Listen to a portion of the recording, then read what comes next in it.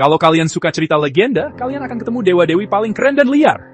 Mitologi Nordik itu seperti dunia fantasi yang penuh warna, di mana setiap sudutnya menyimpan kisah menakjubkan yang gak kalah seru dari film-film petualangan. Setiap kisahnya punya nuansa magis yang bikin kita betah berlama-lama menyelami dunia para dewa dan makhluk anehnya. Mitologi Nordik itu penuh keajaiban, monster, dan drama yang seru banget.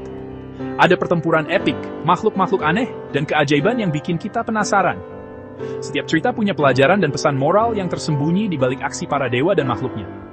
Bahkan, banyak kisah yang mengajarkan tentang keberanian, pengorbanan, dan pentingnya persahabatan di tengah dunia yang penuh bahaya. Yuk, langsung kita mulai.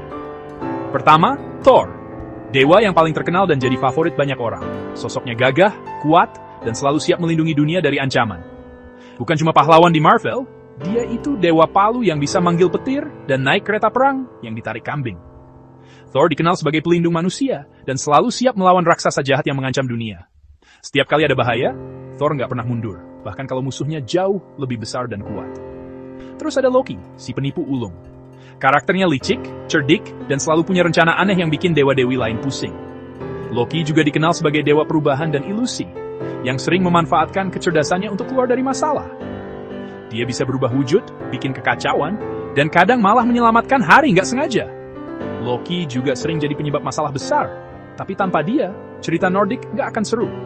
Sifatnya yang nggak bisa ditebak, bikin setiap kisah jadi makin menegangkan dan lucu. Dan jangan lupa Odin, bapak segala dewa yang bijaksana, yang rela nuker matanya demi ilmu pengetahuan alam semesta. Odin juga dikenal sebagai dewa perang dan puisi, selalu mencari kebijaksanaan dimanapun. Ia sering melakukan perjalanan rahasia untuk mencari jawaban atas misteri dunia. Tapi mitologi Nordik bukan cuma soal dewa-dewi aja. Ada banyak makhluk, tempat, dan kisah unik yang bikin dunia Nordik makin hidup. Setiap sudut ceritanya penuh dengan kejutan yang gak terduga.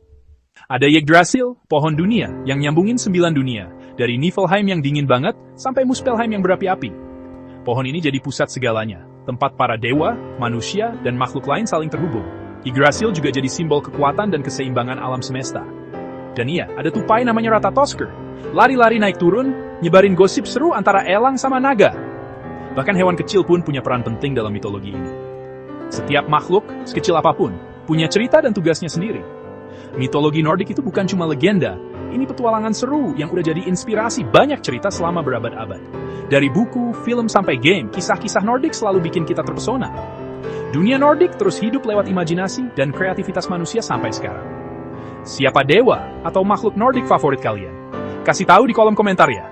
Jangan lupa, masih banyak kisah seru yang bisa kita bahas bareng di episode berikutnya. Sampai jumpa di petualangan